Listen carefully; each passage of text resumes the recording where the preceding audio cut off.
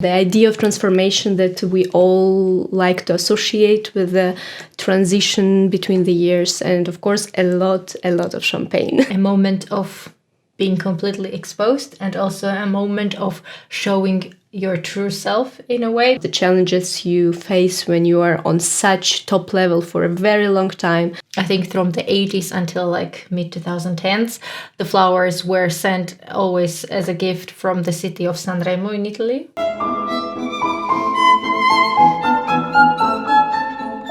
Hello everyone! Happy holidays, Merry Christmas and Happy New Year! This is our last episode of 2025 and simultaneously the first episode of 2026. This is why we would like to cheers to you with the best wishes. Cheers to us. Cheers. Cheers. In the spirit of the holiday season. Welcome to the latest episode of What's on Vienna, your immersive guide in the sometimes overwhelming world of classical music and arts events in the city. The word overwhelming didn't really work for me today. So today's episode will be dedicated to, I was almost going to say fake traditions, but why are they fake? To the real traditions that why would you even think what qualifies as a tradition? To the things that Viennese music lovers like to do around the holiday times, around the New Year's times, related to the music, and simultaneously some of those traditions, how they have overlapped to my personal traditions. And I think nothing screams holiday season and New Year's more than the New Year's concert of the Vienna Philharmonic, a lot of New Year's in a row. This is a concert that I think a huge percentage of the world's population is familiar with. I would like to say that it has been part of my New Year's tradition also when I used to live back in Georgia, because you could see this concert televised on January 1st with a little bit of commentary. And now it is a dear colleague of mine, Nina Johann, who does the commentary in Georgia every year. And it's just a beautiful thing to start the year off. Now, for those who might not remember exactly what this is, the New Year's concert of Vienna Philharmonic features mostly music of Strauss dynasty, Strauss son, father, and so on, and is very, how should I say, stingily expanded by music of other composers, which I think is a little bit strange, but this is my personal opinion. So you will hear mostly polkas, waltzes, marches, lots of holiday-related music, played obviously by the Vienna Philharmonic in the beautifully decorated Golden Hall of Musikverein. And the concerts around New Year's have started in Vienna back in 1838. So this is like a long tradition to have music around the New Year's or the January 1st. But at the time, there was not music of the Strauss dynasty. And then over the years, it has been transformed and reworked in many ways. However, the modern version that we have has roots in, how should I say, dubious traditions of the Nazi times. Not dubious, but it is related to the beginnings. It is in 1939. It's very straightforward, but somehow those were forgotten up until recently. But the uninterrupted tradition of having the New Year's concerts, basically in the way that we see them today, has started in 1939. They have been televised already for a very long time, worldwide, not just in Europe. I think in all of the European or EU countries, you can watch it through the Eurovision network. But at the same time, you can see it from, Australia to Africa to America, anywhere. And then, of course, every year they also make the recordings. And to attend the concert in person, now that's a huge adventure. It is extremely difficult to get the tickets. You have to put your name in like a lottery kind of thing a year in advance. And then maybe your name will be pulled and then you get to purchase. Then you can, of course, go to resellers and pay extra to get the tickets. However, at the same time, there are families who have traditionally kept their seats, and then you can inherit those. And so there are generations of certain Viennese families who have always had access to these tickets, which I think it's funny. Now, what is it? It's the music of what I like to think, the beautiful time of like end of 19th century of Vienna. To me, this is what Strauss dynasty music is about, right? You like close your eyes and you can immediately picture the beautiful balls that they used to have back at the height of the Habsburgian times of the empire, and this elegant, wonderful evenings and people having a cheerful, beautiful time with some champagne. And this is really the atmosphere that they're able to recreate, the music that takes you there with beautiful flowers. Apparently, the flowers also have a long history for a while. I think from the 80s until like mid 2010s, the flowers were sent always as a gift from the city of Sanremo in Italy, which is famous for its festival, from Liguria. Now the flowers are exclusively Austrian, from the Austrian gardens, so they are not imported or international. And the music remains mostly Strauss's.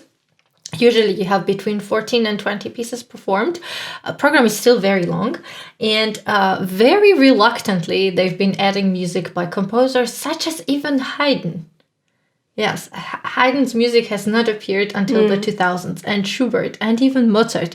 They are not really part of this tradition, and Beethoven is completely not part of that. However, in the last years, the history has also started changing a little bit to include female presence. First step was that the live broadcast was commented by a female journalist. Then the next step was the inclusion of the girls' choir, like the Vienna Sängerknaben that we talked about in the last episode, boys' choir, but the girls' choir of it. And also last year, I believe, for the first time, they featured music by a female composer. So things are also changing. Programs are expanding, but slowly. It's very slowly. And then you have like traditions upon tradition upon tradition upon tradition. The one that I think most people are familiar with is that the Radetzky March is played with the audience clapping, and this has become so popular that every time Radetzky March is played, people want to clap, But these are the traditions that started in the 50s. It is a strict tradition to always have the Blue Danube as the second encore piece. That is always interrupted by the New Year's greetings from the conductor and the orchestra musicians to the audience. And these are all traditions that, like I said, have started in the 50s.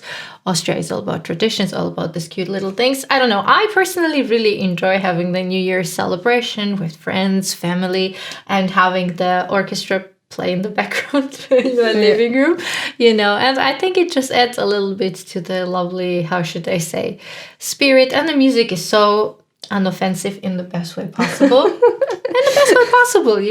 Of course, also a lot of you will know that in Vienna people like to dance a waltz around the midnight's time on the New Year's Eve. At midnight, people will waltz. So it's cute. I don't know. It's like this very, very charming tradition that puts you in this holiday spirit. So January 1st, New Year's concert, which most of us mere mortals will not be able to attend in person. Hence the televised version. But the selection of the conductors is also quite... Of course. This is a very important topic that I think... an incredible number of genius conductors have done it. And the orchestra, of course, selects the conductors themselves. And you have had people from, I don't know, Karajan, Seiji Osawa, our absolute favorite, Carlos Kleiber, always present with us here in the form of book, to, I don't even know, you name it, right? Muti, everybody has really embraced this tradition. However, must be said also, no female conductors yet. Maybe soon, hopefully, they will join the 21st century with also this little feminist step. Who knows? Yeah, of course, there is also a critique of the repertoire, of being already too old-fashioned, kind of the whole format, and hopefully there will be some more changes also to adjust to the new audiences. And it is very old-fashioned, but hence why you can use the word traditional for it. As far as the music goes, even though it's very, very light and very almost not silly, but like really edging at the border of like almost like pop music-y direction. It's very hard to play it very well, and you have to give it to the orchestra that they are really playing it extremely beautifully. Because the border between being kitschy and tasteless and having fantastic taste and freedom in this repertoire is extremely fine. Not very many people, and especially not very many orchestras, can walk it, which they do fantastically and beautifully. And if you're into that kind of stuff, you will really enjoy it. Yeah. Of course, most people don't want to listen to or dance waltz and polka. I'm talking about younger people, obviously, these days. So there is no really easy way of modernizing it.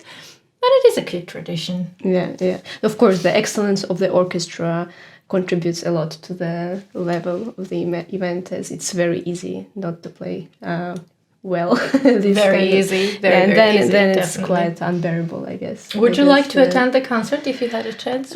Very good question. I it wouldn't be my first priority. I have some other things I would like to attend. But of course, yes. Yeah, I mean, I have people. We have people we know who have attended, and they have not really enjoyed attending it live, and they have said, at least those particular ones, that they much rather watch it on TV. Maybe that's like a consolation for all of us who cannot attend. Yes, and another Viennese tradition is going to see Johann Strauss operetta, Die Fledermaus, the Bat.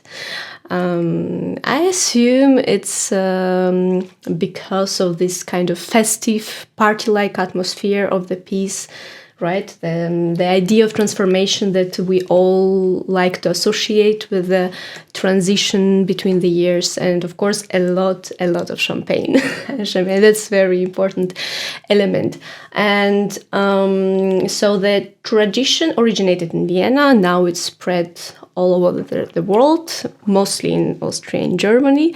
Of course, since 1900, Die Fledermaus was performed at the Vienna State Opera House every year on the 31st of December, which is a bit unusual. I mean, the performing of operetta in the opera house. And surprisingly, it was Gustav Mahler who kind of raised the artistic status of this piece. And he conducted the operetta in Hamburg Opera 20 years after its premiere in Vienna. So since then, it kind of traveled to the opera stages, and I would say it's almost the only operetta, right, that appears traditionally in the standard opera house repertoire. Cannot think of from the top of my head. Like closer to the only, maybe they're occasionally, but traditionally, you're right. Also because of New Year. Yeah. So the story is basically about the prank that was planned as a revenge to another prank that happens before the operetta starts. So one of the main characters was left in the streets, drunk, in the costume of a bat. And now he's planning to pay a joke in return on this friend of him. And he has this quite a complex plan, and he carries it brilliantly. Almost nobody, I should better say almost everybody in this operetta is pretending to be somebody else. And of course, it's leading to a lot of comical situation. There is a lot of political satire, social satire, class satire. There is also quite a lot of room for improvising jokes, and these traditionally being exploited quite drastically. And of course, the level of humor varies depending on the production. It can be unbearable. I guess it's my word for today. But it can be very well done and sharp and cool. So usually it's kind of a funny commentary on the socio-political situation in the city. But now with globalization, I guess one would expect more broad references, like I don't know, maybe Trump jokes. I mean, I'm kidding. I'm kidding. I don't think so, but you know what I mean. Yeah. And another interesting thing about Fledermaus, that it's not completely composed by Johann Strauss, although he's the most famous work, right? It is his the most famous. I mean, Danube is unbeatable, but yes. Yeah. So the Blue Danube Waltz. He composed entirely the overture, which is of course a fantastic piece of work, and Czardas. Otherwise, he created melodies that were orchestrated by the librettist of this piece, Richard Genet, and also a composer. So he sent melodies to him, and he would send orchestrated versions back to him, and they lived actually very close to us now, on one side, and on the other side 20 minutes. It takes 20 minutes right now, and they were exchanging letters, and that process took around 40 days, which is also very, very fast. Of course. But this year, in 1873, the collapse of the Vienna Stock Exchange happened. And that was one of the reasons and beginning of the big financial crisis all over the world. So on one side, it postponed the premiere. On the other side, audience were really eager to escape their problems, to be entertained, to be distracted, and it led to a big success. Mm-hmm. And this year, on the 31st of December, there are also a few performances in January. Really a star cast going to perform. Fledermaus, Diana Damrau and Jonas Kaufmann. So, of course, the 31st of December was sold out for a very, very long time, but the magic of Staatsoper is standing tickets. And what I really appreciate about their system is that these tickets are not being sold earlier than 2 days before the performance. Exactly. So if you are somebody like me who cannot plan these kind of things in advance, and I have to be more spontaneous, then it's perfect, because you can be. You have a chance to attend. Although I have to admit that I do know people who are close to me who have purchased those tickets, I think in October, and have been enjoying them since then. And I should have gotten an idea from them, perhaps, until it's sold out. But I didn't. But don't forget about the BundestheaterCard. I think we discussed it in the very beginning of our podcast, because if you have it, you have even an advantage to purchase the tickets even earlier than everybody else. So it's something online, which is of course a very different experience from going there many hours before and then have limited options. So check that out. It's wonderful. And what Vira was saying, the star cast, it's, how should I say? I don't know. It's very rare as of late that I'm absolutely impatient to attend concert or production, and this is definitely the case. And not in the least, of course, thanks to the magic of Diana Damrau as well. But Jonas Kaufmann is such a magnetic, charismatic person, singer who has a, once again, cult following, right? I know people. Let's say from Georgia, I don't know why I said it like that. Let's say from Georgia, but people who have nothing to do with music from Georgia, is really not fair. I know, who are traveling to catch his concerts. Mm-hmm. Let's say in Italy or Germany. So this is the level to me, this is a big sign of how widespread he is, how pretty much a household name he has become, and what his magnetic presence does. Now, why am I talking about Kaufmann again? Because the next concert that I would like to mention features him as well. But in this particular case, he's not the highlight persona of the evening. And the evening happens to be in Konzerthaus, the 80th birthday anniversary of Helmut Deutsch, the pianist, the unmatched lead or art song in English, lead pianist, who is turning 80. Yeah, this is pretty interesting to me. Nowadays, little side note, we are very blessed, and this is very inspiring to me as a pianist, with a pretty high number of pianists 80 plus who are playing at a phenomenal level. absolutely incredibly well and who still seem like they have many years ahead of them. This is, of course, something that makes you feel good about your profession, that you still have a lot of years ahead of you. Now, what is the persona of Helmut Deutsch? He himself, in addition to being a pianist, is also a trained composer and musicologist.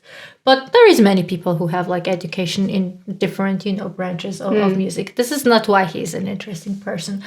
What he did is that earlier and back in the day, the idea was that the collaborative pianists who are not playing solo recitals but are working with other musicians, be it singers or instrumentalists, are somehow second-rate artists, second-rate professionals, and just second-rate pianists. As unpleasant as it sounds, the respect towards the profession of collaborative pianists was not there.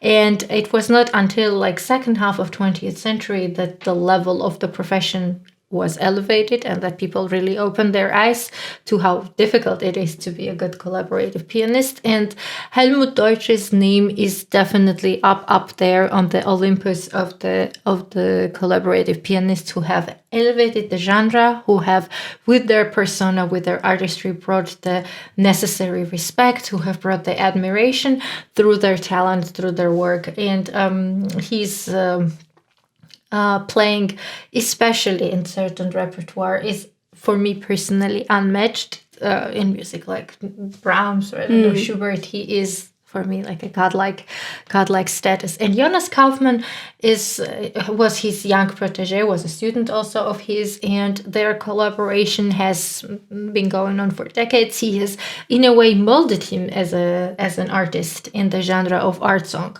Art song is very peculiar way that classical singers can express themselves, because why did I use the word peculiar? It's interesting. It's almost counterintuitive, is that they train their voices to be as loud as possible, as big as possible, to project in the biggest opera houses of the world. And when you become bigger, of course, you don't necessarily lose finesse, but you are going in this augmented direction. And then the intimacy of the lead is, in a way, a complete opposite of this direction. And yet, some of the finest musical examples of repertoire exist in the lead. So it is, in a way, a flex from the side of huge name operatic singers, when they can also show their control, show their musicianship in the repertoire of art song. Another nuance in regards to art song is, like what we mentioned also previously, many gigantic level composers have not written operas, or if in case of like with Beethoven have written it, it's maybe not their number one work. And then the composers of the magnitude of Brahms and Schubert and many others do not have operas. So if you want to become part of their musical world, of expressing yourself in this way, then you have to do the leads. And this is a moment of being completely exposed, and also a moment of showing your true self in a way, maybe slightly closer to the audience than you're able to do in a big hall with orchestra. So in this way, the collaborative pianist becomes truly a collaborator. This becomes somebody who can elevate you and somebody who can absolutely ruin you. And of course, thankfully for me, as somebody who does a lot of collaborative piano, the days of this profession being seen as something inferior are long behind us. And of course, you see a lot of fantastic duos of huge name soloists coming to work with singers in this particular case, like the wonderful goddess Cecilia Bartoli we mentioned in the previous episode, has had a very successful concert tour with Lang Lang, the superstar pianist. So these kinds of collaborations exist, but there is something to be said about musicians of the status of Helmut Deutsch who have completely dedicated their entire artistic life in crafting this finesse in the repertoire, in serving this one art form. There's something really beautiful, almost religious in this way of treating your work. And I don't know, I just have an incredible amount of admiration for this person. I think this evening will be unbelievable, because in addition to this Helmut Deutsch, we have once again the super handsome and charming, wonderful Jonas Kaufmann. So I think this is not an evening to be missed. I like to say that all the time. But hey, we only bring you the things that we ourselves like. And Vienna is really spoiling us with one great event after another. But Jonas Kaufmann is extraordinary in that sense that he is admired in Verdi, in Puccini, in Wagner, but also very present on the stages with art song programs with Lieder. Yes. Yeah, he recorded Schubert cycles, and he's on the top level in all of these things, and he's quite like one of the very special stars. We have to mention the one thing that where he was not on a very special level was during 2020 infamous events. He recorded a Christmas album with songs such as Mariah Carey repertoire and some others. That was not his best. So we have to be also, keep it real. We have to also mention that some things, and to his credit, he has not ventured in this genre anymore. He has left it alone. That was not his. But I believe the more problematic part was the visuals. Everything was problematic. This was almost like a faux pas, but let's forget that exists. But it's although it had quite a big effect in general, but if you look at his discography and like his recordings, it's incredible. The variety, the palette is just and also the stage presence and everything. He's an amazing actor also, and very interesting personality. He talks a lot about the challenges you face when you are on such top level for a very long time, about the importance of the balance of self-criticism and confidence. And he's always talking about himself being the best critic and the importance of it, and how many careers actually ended up broken or disappointing, because at some point it's very difficult to go into this believing everything, all these beautiful things are said about you. Or the other way, all the criticism. Or exactly, both are very toxic, especially among violinists. At least one very bright example of that. Philipp Hirschhorn, a fantastic violinist who also had at the end big mental problems because of this kind of self-criticism. But to bring it back to the cheerful note, we are very spoiled that we will get Mr. Kaufmann with us for the turn of the year. And then for the recital. Yes, so we will be there. Let us know if you will also attend. Say hello if you see us, when you see us. And I don't know, once again, we wish you a fantastic, beautiful 2026. It's almost crazy to say that, filled with, of course, a lot of good music, because music can cure a lot of things. I strongly believe in that. And once again, cheers. My champagne has disappeared. Oh no. We will now, after recording, we will continue. Cheers. Please subscribe if you haven't. Follow on Spotify or Apple Podcasts, and write us comments and share. And thank you for being with us all this time. We cherish our interaction and this way of communication. So all the best and bye. Bye.